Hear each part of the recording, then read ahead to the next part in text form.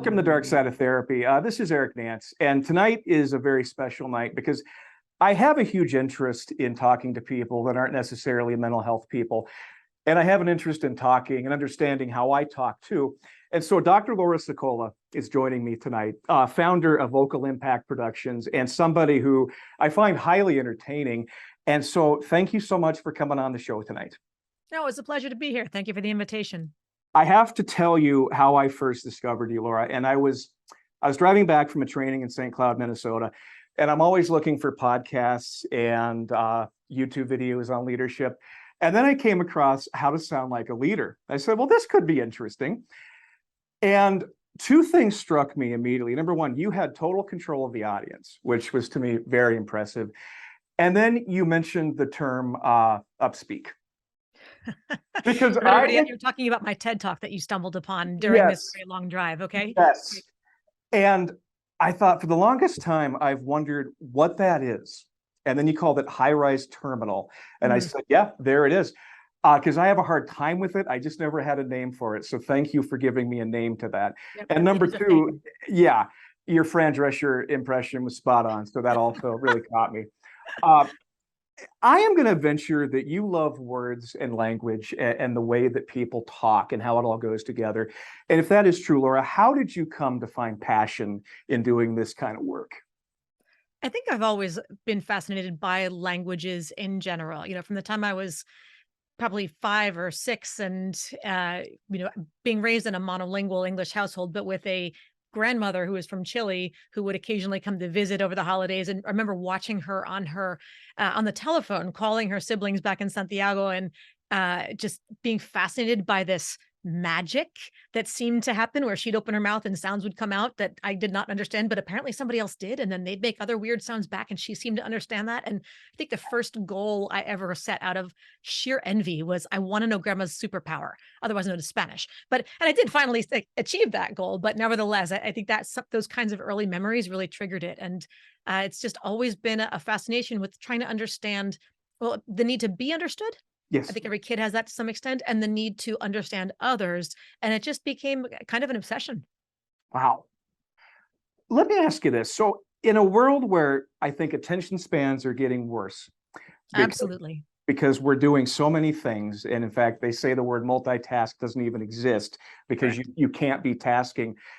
Is it hard to be present for people? Is it hard for me to be present for people, or is it hard for people in general to be present? People in general, yeah. Yeah, I think it's a combination of motivation and ability. And when most of the world is teaching you how to pay as little attention as possible to any single thing at any one time, it just makes it that much worse. And we have false rewards in society that seem to encourage that behavior and not realizing that it's actually a detriment. I completely agree. And I don't know how to stop it. And maybe that's why I'm so attracted to words and phrases, because it's really art to me. You know, I look at it as painting a canvas, and the words are the colors and the art that go into it. But I sometimes feel like I'm in the minority. Do you ever feel like you're in the minority? Oh, regularly. By advocating against upspeak, for one, is something where I'm definitely going against the current, to say the least. Why is upspeak so popular, Laura? Why has this caught on? There's a lot of reasons for it, actually. And the simple explanation is that once certain groups tend to take it on as a behavior, consciously or unconsciously, there's a followership. And, you take on the patterns of the people you surround yourself with, or the people you pay most attention to. So just like your natural speaking accent comes from your family, your neighborhood, your school, it's no different from finding that vocal inflection pattern where the voice kind of goes up at the end of every phrase in the sentence. If you're surrounded by people who do that, and to the extent that nowadays in particular, there is no singular kind of gold standard for communication. 30, 40 years ago, it was the 6 o'clock news. Whoever was the news anchor at the time was considered, if you could get on broadcast television, you were the speaker. Everyone wanted to try to speak like you, whether it was Barbara Walters or, whoever. And nowadays, any idiot with a mic can get on have a bazillion followers on it. It's so, and I say that in complete tongue in cheek, fun, energy, love, no insult meant, but it really doesn't, it's you have to have something else that makes people want to curious to listen. And if you are great at, playing whatever video game and being a gamer who makes YouTube videos, and you've got a million kids who follow you, or because you're demonstrating makeup products or you're demonstrating something else and people follow that, they're going to also want to be like you in other ways, and they will unconsciously pick up your patterns. And that's where a lot of the upspeak comes from. I could make a mental health comparison, which is it doesn't have to be good for us to do it and for it to be popular. Oh, absolutely. And I wonder, Laura, if part of it is that the damage is not very proximate. So if I upspeak and I talk like this, the consequences don't seem immediately apparent, but I think they're going to build over time, because I think the one thing you said that speaks to me is it diminishes credibility. Mhm. And I hate to admit it, like you, I stopped listening with upspeak because I don't know what to listen to. I don't know what the point is. And so people that have done it for a long time, I'm guessing it's tough to bring them back from that. Yes, and pronunciation and upspeak is about pronunciation, right? It's the vocal muscles that make the sounds of your voice, Right. and the way that you use them. It is an unconscious habit, just like the way that you're pronouncing your speech in your normal voice is an unconscious habit. We don't even Right. think about it as being muscle patterns, muscle memory, just like playing piano or swinging a baseball bat, but it is. So learning to retrain that. If you think about however you grip a pencil, if someone now says, "Don't grip it like that, grip it like this," and you're trying to write something that way, you go, what? Like that, my brain just can't wrap around using two fingers versus one finger versus whatever it is. It's the same thing with learning how to speak differently with different sound, with different intonation, different tonality patterns. So learning to make that unconscious conscious is a really big gap for a lot of people to get used to learn to redo, for starters. Well, and even saying your name, because Yes. I think about that a lot too, because I used to say I'm Eric Nance. That has no impact. But if you say I'm Eric Nance, that lands a lot differently. So I think you've really broken this down in some fantastic ways. There are a lot of pieces to it. And so I want to ask you about vocal executive presence. Okay. I've heard you talk about it, but for the audience, and this is a mental health audience, what does it actually mean, Laura, to be or to have vocal executive presence? The idea, so I guess the easiest way to simplify it is the being able to master the 3 C's. And that's the ability to command the room, connect with the audience, and close the deal. And Mm. to understand number one, that very simply, to command the room is about, do you initially capture or captivate someone's attention? Is there anything to make them turn their head at all to notice you? And Mm. can you keep that? Connecting with the audience is somehow explicitly and or implicitly, do you establish a mutual understanding that you understand me and I understand you? And then closing the deal may or may not have anything to do with sales, so to speak. And it's not about signing on the dotted line, exchanging money. It's really getting to yes, finding an agreement on something and just deciding together on whatever the next step is going to be. And Gotcha. that's when you're able to do that through the way that you communicate, you have impact, you have power. And even with where you spoke before about upspeak, part of the reason that that lacks the ability to do that is, even if you do momentarily captivate or capture someone's attention, Right. you're not going to maintain it, because if you were listening to music, and intonation is the music of the voice, the music of your speech. If you were listening to a song, no matter how interesting the first measure was, if the whole song was that first measure repeated over and over and over and over and over and over and over again, you would tune out really fast. And Right. that's what upspeak is. It's just the same melody on every measure, over and over, a little rise, a little rise, a little rise. And that's, the music is boring. Right. So when at that point you may momentarily have their attention, but you won't keep it. And if you can't keep it, you can't connect with the audience and you can't close the deal. And at the very least, it's an important distinction, if I may, on that first one about commanding the room. Notice the difference, excuse me, between command and demand. You Yes. can command attention without having to demand it, and you can demand it without getting it, one Right. way or another. So it's, how do you, without having to say, give me your attention, how do you just manage to get them to give it to you? That's the ability to command the room. So if I'm sitting and listening to somebody, there's certain people I just love listening to. That's really what's happening. I have decided that they're commanding the room and what they have Mhm. to say is interesting for me.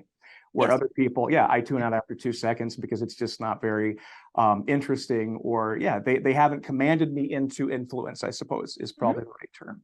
Sure. Sure. And it's that beginning. I do a lot of trainings online for clients, virtual web style webinar trainings. Yeah. There's a couple that I do that are literally half day trainings. Can you imagine looking at your calendar and seeing a 4-hour virtual training? That's intimidating for a lot of people. Yes. And there was one, I jumped on the call. It was a couple, maybe 40 or 50 leaders from this one larger company. And they'd already had like an hour worth of meetings altogether. And they turned it over to me and I gave my introduction. I got through like a minute and a half. And one of the guys unmutes himself and says, wait, Laura, wait, question. What are you doing? I said, excuse me? What do you mean? What am I doing? He said, what are you doing with your voice? Because all I know is I was kind of zoning for whatever in the last meeting. And then as soon as you started talking, all of a sudden I'm paying attention to you. I'm completely focused. Why? What are you doing? And are you going to teach us how to do that? Because that's what I want to know. Okay. So there's lots to that. But so can you command through? I didn't have to demand anything. I just started my thing. But there was clearly a contrast between me and whoever was speaking before. And I'm thinking this probably ties into leadership in some very real ways. A good leader can command without demanding. Yes. So can this be taught to anybody? And I really do ask that seriously. Can Absolutely. anybody? Okay. So if a person is presenting, and I've done lots of presentations, I'm sure some not very good, some have been very good, but what are the things that we can screw up pretty quickly that we want to avoid if we're talking to an audience? How much time do you have? That's a I have long a lot list. of There's time. lots. So, for example, I remember before I got into this work, 15, almost 20 years ago, the first time that I did a presentation at a conference in the education world, and it was video recorded, and I watched myself. And the first thing I noticed was, oh my gosh, I talk fast.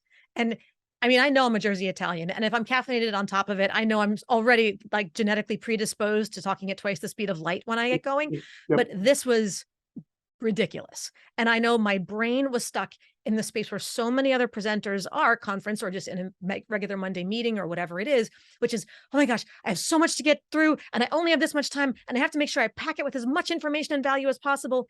You're missing the point. That's a selfish, you think it's generous. It's not. It's a selfish approach, which is I want to say as much as I can squeeze in this time. You're not thinking about the audience.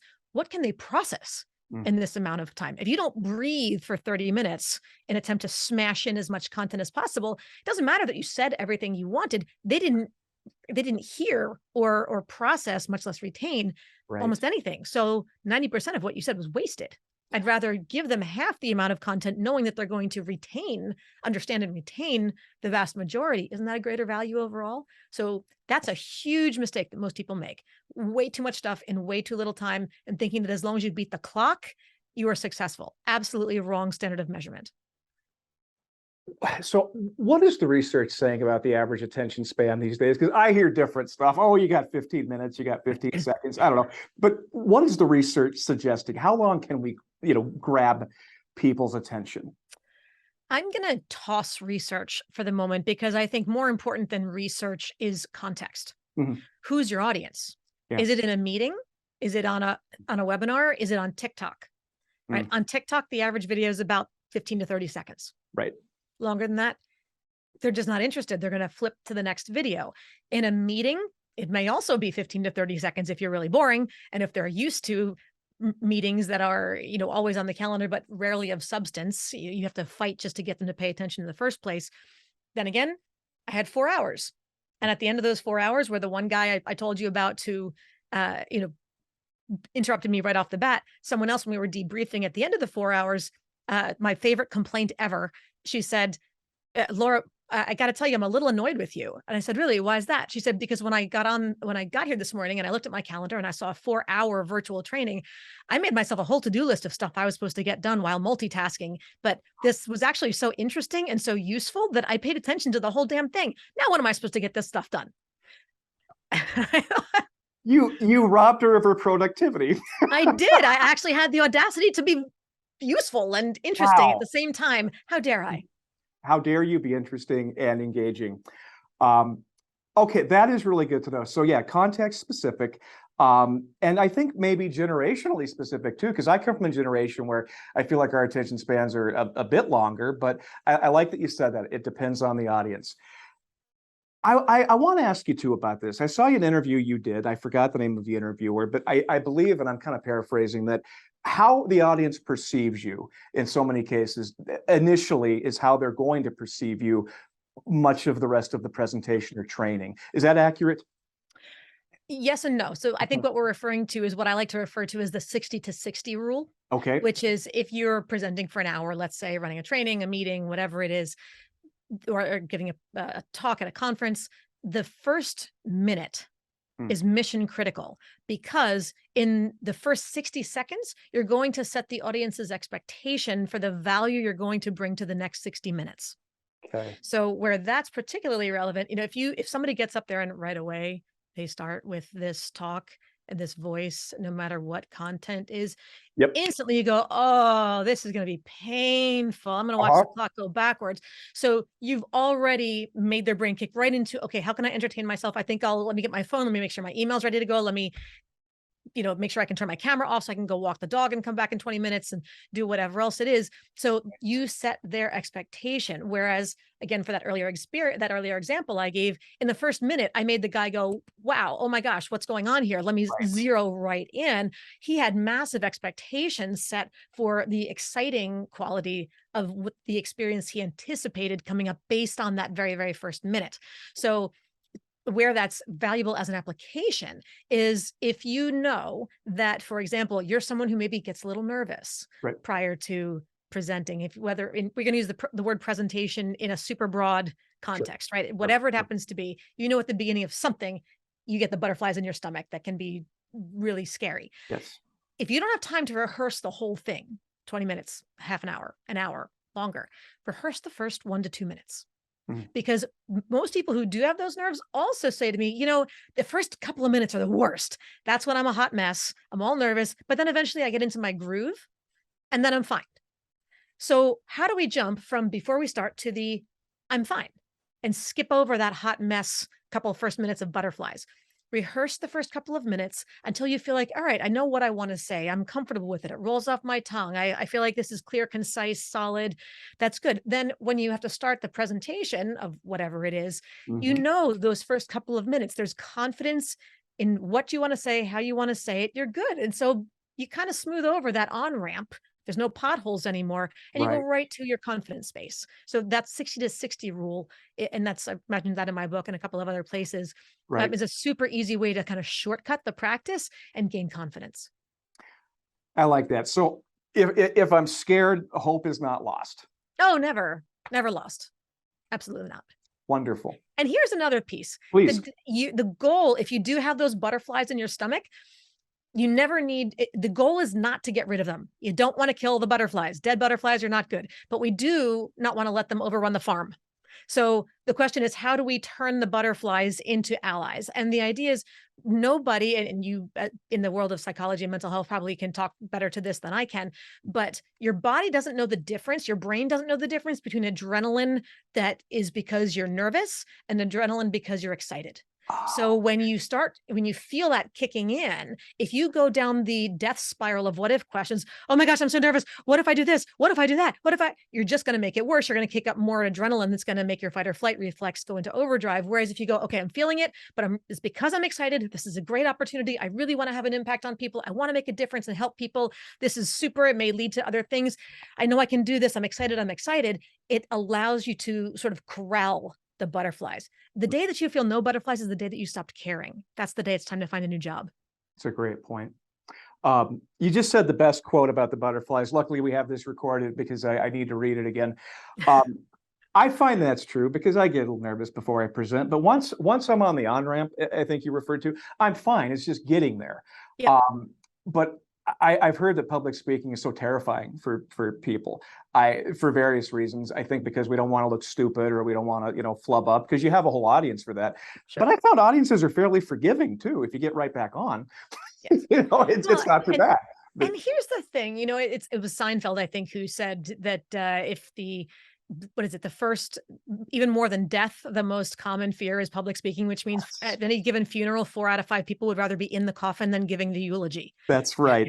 But it's, sorry, I just tangented myself right out of the No, no, thought no, that I it's wanted to good. respond to what you just said. No, that's such a good point, and it's also a great episode. Thank you very much. No, that the audience can be forgiving if we do mess Yes. up or make a mistake. Yeah, Thank you. yeah. Yes, for re-railing my train Okay. of thought there. Or I do it all the time. I'm a therapist. My goodness. I don't have any koosh balls with me because I'm trying to be focused today. But and part of this too is play and fun. I mean, if we don't derail once in a while, it's like we're putting our imaginations on hold. We don't want to do that. But I do want to talk about mental health because it's very important to me, obviously. Mhm. And I'm going to reference your TED Talk one final time because whenever I see parallels, and I'm very much a broad thinker, very metaphorical. So if something strikes me, I see if I can apply it to mental health. And to paraphrase you, when you talk about people that do presentations, I love that you said this. The PowerPoint becomes everything, and they Mm, sort of wing the delivery. yeah. We do the same thing in mental health, and I'll tell you Mm, why I know this. Everything we get trained to do is really about process and procedure and technique. I get trainings every week. I go to seminars, and they're all about how to make you better with the technique, with the style. I have not gotten one brochure in 27 years of mental health work that says, how can you be more present or relatable to people you mm, work with? And I find that to be outstanding and outstandingly bad yes, because I think how you are, and the research bears this out, the way you are with a client dictates the success of the case, not the absolutely. techniques. Yeah. So I think my question is one-on-one with a client that I'm working with, what can I do to maybe not be a leader or present in the executive sense, but what can a new clinician do to be more present and less focused on technique? There are three, and you've mentioned my TED Talk.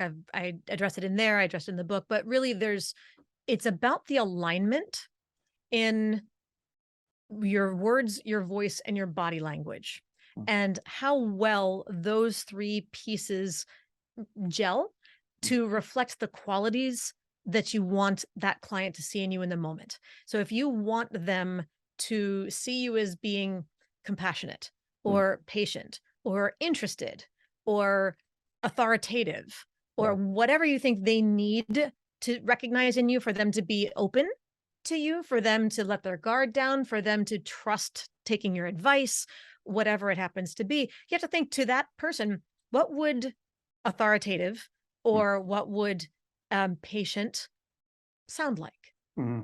or look like? What facial expression should I have? What should my posture do? If I'm leaning back and a, along the side of the chair, I've got my head on my my chin and my hand. Am I nodding? What is that saying? Versus, am I leaning in with my elbows on my knees and a little more intense, closer to them? Am I nodding faster or slower? What vibe is that giving? Is it like, okay, back off, you're a little too close, or is that showing interest and true focus on the person? If you're kind of looking off to the side, and are you lost in thought for the moment, or are you just wondering, what channel the game is going to be on tonight, or what Yeah. time you get to eat? Right. Right. Right. So how do I know that you're paying attention? What is it that's your body language when you're talking to them? Is your voice kind of slow and methodical? Is it enthusiastic and encouraging of some Right. sort? And how does that reflect? There's a technique I'm sure you're familiar with, matching and mirroring. Yeah. Absolutely. So that's body language, that's voice, that's, if there's someone who's, a teenager who is using a lot more slang, a lot more casual, kid talk, you probably won't want to go into your most academic register and be super grandpa like in your demeanor and whatnot. And you got to relax. You may, put on a t-shirt instead of the blazer. You may cross your legs or do something else and, throw in a little cultural reference here or there, or laugh a little bit more. What is it going to Absolutely. take to connect with them so that if they lean back, then you kind of can lean back with them, or, if they sit there and they cross their legs and they make a gesture or they give a, they're talking fast.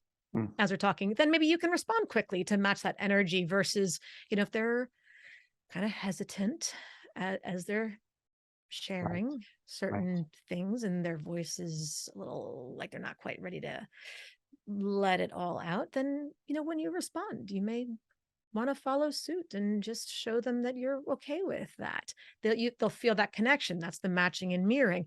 But if they're super kind of hesitant and chewing on the words as they go, and then you come back and you're like, "Oh yeah, I totally get that. That's great. No problem." They're going to be like, "What?" It Right. doesn't feel like there's a connection. So all those little things are ways to demonstrate presence. Um, there's there's a subtext of humor which I like because isn't humor so effective? Uh, Absolutely. and Yes. I had a client the other day who came in and just started using an Australian accent, and I thought that was the greatest thing in the world because then I can become British very quickly, and then we can have this whole conversation. And I realized though that it takes courage to do that, and I think a lot of therapists are probably scared to be that kind of way because it says they're not invested or maybe we're not doing the work. And I think nothing could be further from the truth. But there is sort of this kind of we have to be very proper in therapy. Do therapists ever reach out to you, Laura, or the mental health community for just this kind of thing that we're talking about, which is how to be better at our presence with clients? I wouldn't say that the community has reached out for this kind of work. I have received input inquiries from other aspects of the medical community and different groups, lots of educators. But no, and interestingly enough, therapists and that whole space have not necessarily, but would love to do more. And I think it's great that you've got this opportunity for everyone to Well, tune in because it's clearly a need, and I'm glad that you're filling it. absolutely. Like I said, the longer I do the work, the more I realize there's some things that are so simple to me. But I think again, we're so about outcome. Everything is about outcome these days. We have to have the right outcome and research based and all that stuff.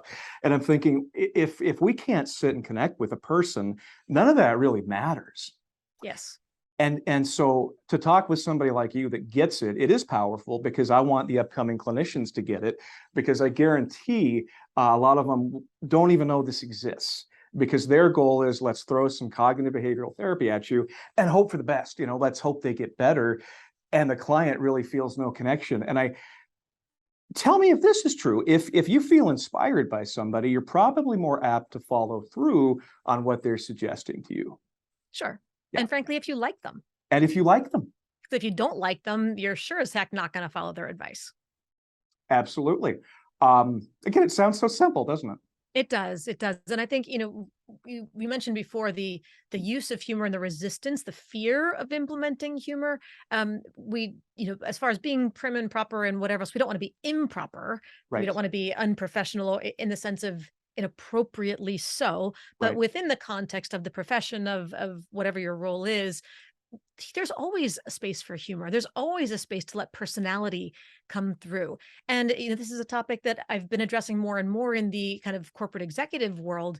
Mm. People who are afraid to have some fun, have a little bit of connection in meetings or in presentations. There's the fear that humor and gravitas or executive presence are counterproductive, that if you crack a joke or if you try to make something a little lighter here and there, that you'll undermine your authority, that you'll undermine what you're trying, people won't take you seriously. And I Yes. think it's really important to recognize that you should take your content seriously, take your objectives seriously, take your audience seriously. Don't take yourself too seriously. And the fact is, when you think anybody who's out there that you've ever listened to, podcasts like this one, conferences you've gone to, your Yep. favorite teacher in high school, who are the ones you like best? The ones who made learning fun, the ones who had just enough balance of infotainment Right. in so that they allowed you to laugh every now and then. Dopamine is it opens listening. When you can Absolutely. give somebody that little chuckle in the middle, that surprise little funny piece in the middle of something otherwise serious, little tongue-in-cheek side comment, and then bring it back, it wakes them up. That dopamine hit, it just makes, I mean, think about it. That's your addiction center Yep. effectively kicking in. Yep. So Yep. it's like you make them laugh. The first thing they do is say, "Oh, that was fun. That felt good. I want more. Can you do it again? I'm listening now. You have my attention." It keeps people coming back and I it agree. wakes them up again. Not that you need to be a comedy show. If you're not naturally funny, don't try to be, but let yourself out a little bit. You can have fun without trying to be funny per se. And it models for younger, I keep saying younger because I feel old, but it models for younger people that it's okay to do that. Yes. Um, Yes, appropriately so. And you'll know in your context with your audience in that space, where I hope you know where that line of demarcation is. And if you don't, stay really conservatively far from it, but still allow for something. and part of what I do is I always ask feedback. You know, I think in therapy we don't do that enough. We don't ask. I mean, God forbid you ask your client, "How did I do today? What was it like to sit with me? How did we work together?" And that's really valuable feedback. Yes. And if a client says to me, "You were very present," I mean, I know I've done my job because that's what I'm trying to do. But Yeah, I'm really glad you touched upon the corporate world too, because I feel the same thing. It's like you can't be funny and a good leader at the same time, or humorous. Um, which leads to the word vulnerable. It's really hard, I think, for people to correct. be vulnerable. Yes. Um, And that's where people get stuck on that, as you referenced earlier, that fear of public speaking. yeah, It's not really the fear of public speaking, it's a fear of public scrutiny or public judgment. We're all afraid of being, I mean, really, you can tell me if I'm right in my understanding about this, but I think the two deepest human fears that underline of our resistance and all of our challenges is the fear of rejection and failure and the fear of not being enough, not being worthy of love. And when you're doing when the fear of public speaking is the fear of putting yourself out there, allowing the world to criticize or critique you. And it just seems like all the more opportunity for people to tell you that you failed or that you're not good enough. But as you also referenced earlier, the fact is most audiences don't think like that. And I mentioned this in my book and in the TED Talk as well, that audiences typically are rooting for you. I mean, everybody out there, if you're listening to this podcast, did you come in going, all right, let's see what Eric's got today. Let's see if he totally blows it with yeah, this person he's yep. bringing on. Let's see who this idiot is that he's talking like, what's her deal? Is she going to be totally useless or is there any chance she's going to have something worthwhile listening to? That's No, right. you came in optimistic and all audiences in any context, podcast, meeting or otherwise are tuned into the exact same radio station, WIFM. Mm. What's in it for me? And all they're thinking is, I hope this is good. I Right. hope it's useful. I hope it's interesting. I hope I get value out of this. That's their singular driving force for tuning in, whether they showed up because they have to or they want to. That's still their hope. And so they're rooting for you to be good because if you're Right. good, they win. It's sort of like going back to the movies we talked about. You don't go to a movie hoping it's awful. You go hoping for something redemptive and good. Yes. Um, yeah, that's a really good point. So I want to close just on a couple of different things here, because again, I think the mental health community will benefit from this, and knowing that we can mix some of these concepts. And I wish mental health did this more, and that's what I'm trying to spearhead, is that sometimes we have to look outside of the professionals in this field to see what other people are doing. You know, I had Mark Bowden on, the body language expert, Mm, and so much I pulled from him, so much I'm pulling here. But I think that too also speaks to, we're very afraid to dig into different caves of knowledge when those caves sometimes have exactly what we need. So that's one of the reasons I'm glad we're talking about this. And I think too, getting back to, it's okay to have fun sometimes, yes. and that it doesn't wreck the leadership aspect of it, knowing where the line is at, but also knowing if we completely eliminate it, because fun and happiness and play, they're all restorative. And I think you know as well as I do, people kind of stop playing as adults. We really forget how to do it. And if Yes. we're not getting our energy through those kinds of mediums, where are we getting it from? Um, Watching you speak, I know you have a good time. I think there is a playfulness about it that you enjoy. You enjoy the audience, and that's got to be redemptive. And so I thank you for having courage to do what you do, because I don't know a lot of people doing this. Everything is so, again, results, and we have to do this. And here's a person saying we need to be present, and we need to be present in a way where we're connecting with people. And I think that's just phenomenal. Thank you. And really, to the extent that we're all focusing on results and getting the end product, I think people forget that in many ways, the process is a product unto itself. The Yes. process is an experience, and how you bring someone to that end makes a big difference. So, because that's what they're going to remember. Who was it who said, is it Maya Angelou, that people may not remember what you said, but they'll always remember how you made them How? feel. Yes, yes. Yeah. And that's so I think in therapy, and I'm totally projecting here, so you can tell me if I'm right in this assertion or not, but that people often get stuck and don't, I'm going to use this term loosely, get better per se, because there's not a joy. If you don't find joy in something, it's hard to get not sad or Right. not stuck, depressed, or whatever the term is that you want to use, whatever negative emotion you're feeling. You can't just talk yourself out of it. But the minute you can experience some moment of joy, there's a light at the end of the tunnel. And a lot of people, you need to remember what joy feels like. And if you, in that moment of counseling, therapy, et cetera, can make them laugh or can allow them to recall a fun moment for themselves and for a little bit of smile, it just shifts their whole mindset and shows that happiness is again possible, remember. So, and it's not that it's a quick fix. I'm not trying to, I'm not a therapist. I'm not that kind of doctor. So Yeah. all Yeah. disclaimers present. Right. Right. Right. Um, but it's true. It's true because somebody can repurpose their life pretty quickly. It doesn't take, I'm not saying fix, but to say, you know what, my purpose is different today than it was yesterday. Hmm. And that does happen. I think that's pretty powerful. Yes. Um, Dr. Laura Sicola, thank you so much. I had a blast talking with you. Thank you for what you shared. And again, the audience is going to benefit so much from your expertise. Thank you. I had a great time. Thank you again for the invitation, Eric. My pleasure. Awesome. And it's a wrap. All right. Thank you. That was really fun. I appreciate the opportunity. Great conversation. And hopefully people will tune in a little bit more and Yeah. follow through. And that would be the goal because again, no one else is talking about this stuff in mental health. They're just not. And so again, if my goal is if I can bring this to the masses, I'm going to speak at a college in a couple of weeks and Which college? Bemidji State over in Bemidji, Minnesota. Bemidji. Okay. Bemidji, yeah, it's no one knows where it's at. It's in the middle of nowhere. But even if I talk to 20 students and say, you know what, the techniques aren't enough. You're going to have to find a way to be connected and present with people, and that's exactly what I'm going to tell them. And especially with young people, there's this fear that you're projecting onto the audience or the client or the patient or whoever it is that, well, they're going to look at me and say, I'm so young and that, what do I know? How can I possibly be useful? So I better come across as older, as Right. serious, as more sophisticated or something. That doesn't mean check your humor at the door. If you can break down the barriers by making that person laugh in spite of themselves, they'll at least give you the benefit of the doubt that they like you, which is a better start than them not liking you. I completely agree. And again, see, we could solve all the world's problems We tonight could. if we just had another couple hours. But Yeah, again, that's all.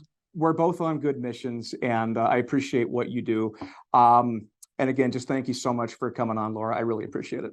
That was my pleasure. So tell me, what's the next, like, when will it go live?